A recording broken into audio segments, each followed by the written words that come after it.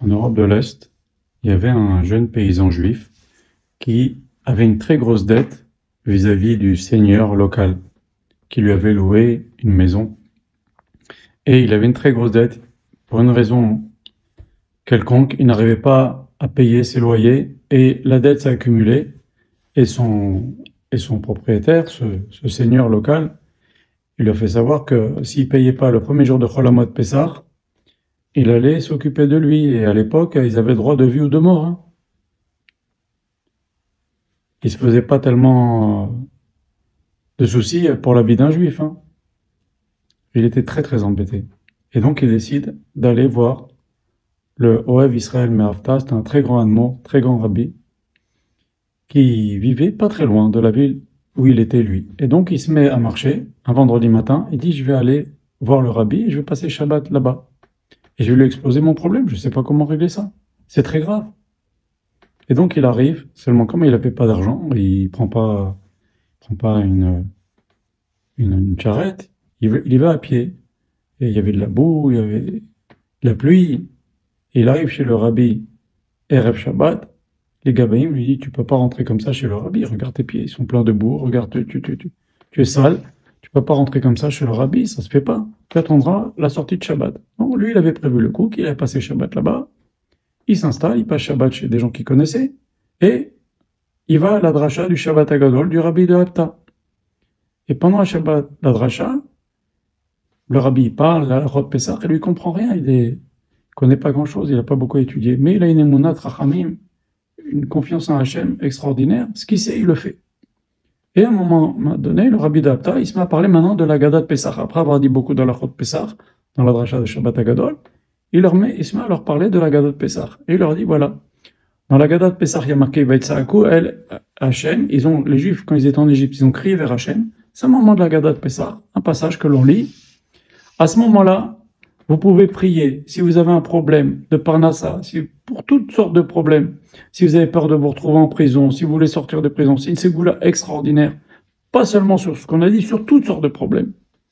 Pourquoi? Parce que le pouvoir de délivrance qu'il y a eu à Pessah, Bayamim Mahem, Bazemanazé aussi à notre époque, on le retrouve. Ce que dit le Ramchal, sans rentrer trop dans les détails, mais la Gdusha qui a à Pessah, la force qu'il y a eu à Pessah au moment où les Juifs sont sortis d'Égypte, on la retrouve nous aussi pendant Pessah. C'est bien connu. Et donc, si à ce moment-là, où il y a marqué Vetsaakou el Hachem, ils ont crié vers Hachem, vous aussi vous criez vers Hachem à ce moment-là de la Gada de Pessah, vous allez voir des délivrances extraordinaires. Criez vers Hachem: Hachem sauve-moi de ci, Hachem sauve-moi de ça. Lui, il a dit: oh là là, c'est sûr que le rabbi il pense à moi. Il m'a donné ma réponse. J'ai même pas besoin d'aller le voir Motzei Shabbat. Motzei Shabbat, il va même pas voir le rabbi, il rentre chez lui. Sa femme lui dit: qu'est-ce qu'il a dit au rabbi? Il lui dit: je te dirai. Attends. Mais il m'a répondu: je sais ce qu'on doit faire. Et donc, ils se préparent. Shabbat, Pessah arrive.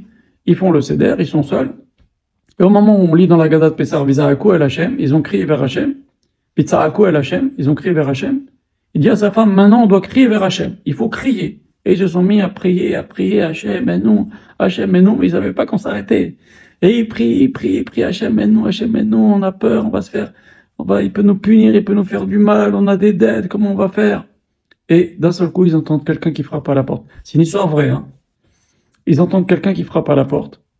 Et ils ouvrent la porte et ils voient un de leurs voisins qui connaissait un non-juif, qui connaissait bien, et il vient les voir avec 2 bourses en main.